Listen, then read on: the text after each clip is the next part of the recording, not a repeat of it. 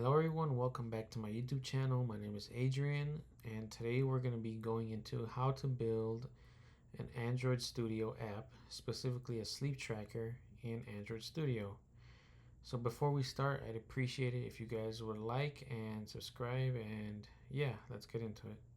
So what we're looking at right now is the build Gradle KTS app file here on Android Studio. And what this file does is basically act as a blueprint for how Android Studio builds our app. Every Android project has a Gradle file like this inside the app module.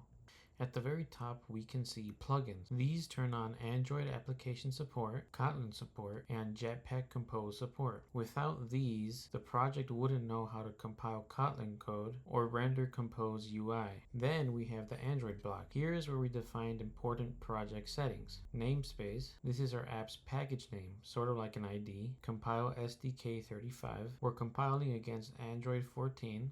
Then we have min SDK 26. Our app will only run on Android 8.0 or newer. Then we have target SDK, where we are targeting the latest Android version. Then we have version code and version name, which are used for app updates in the Play Store. Next, we have build types. The release build is what you would eventually ship. Right now, is Minify enabled is set to false, which means that we're not shrinking code, which keeps it easier for development. The compile options and Kotlin options set the Java and Kotlin versions to 11, which is required for newer Android features. Finally, we have build features. Compose is set to true, which tells Gradle that the project uses Jetpack Compose, which is sort of acts like a switch that turns Compose on.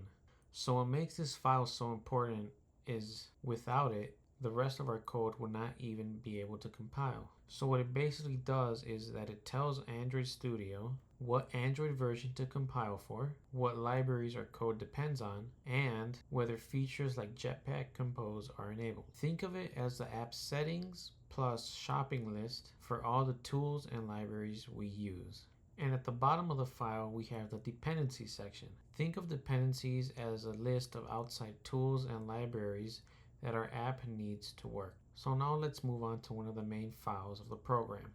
The file we are looking at is mainactivity.kotlin. This file is the entry point of our app.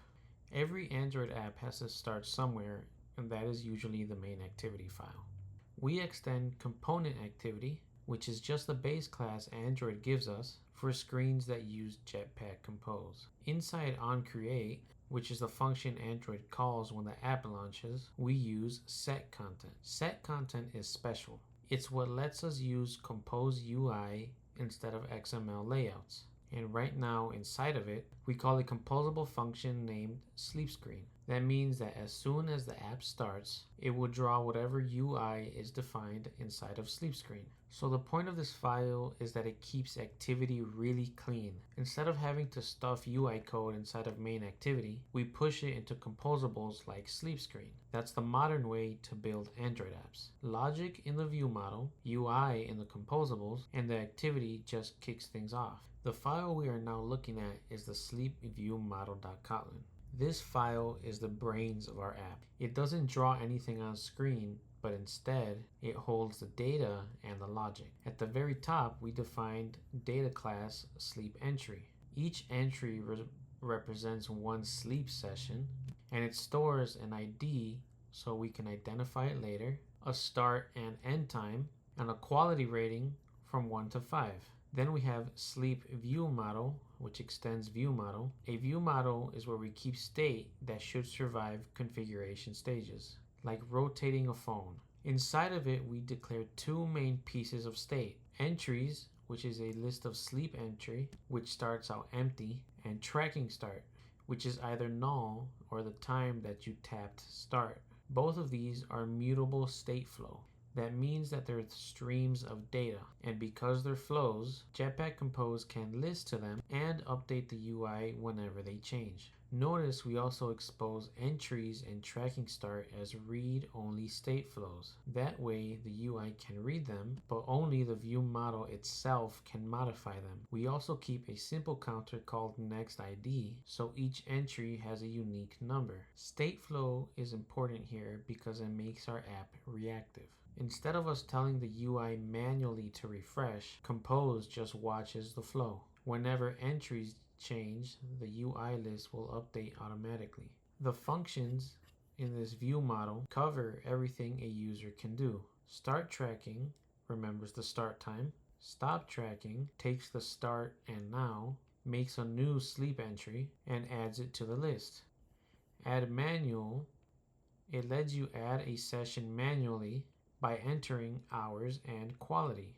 Set quality lets you update a star and set the quality. Delete removes an entry from the list. And weekly hours calculates how many hours you have slept since Monday, which will all be able to be displayed. So this file, nothing visual is happening because this is where all the behind the scenes stuff happens. If you guys enjoyed this video and found it really helpful, please like and subscribe and look out for my next part that will be coming soon. Thank you.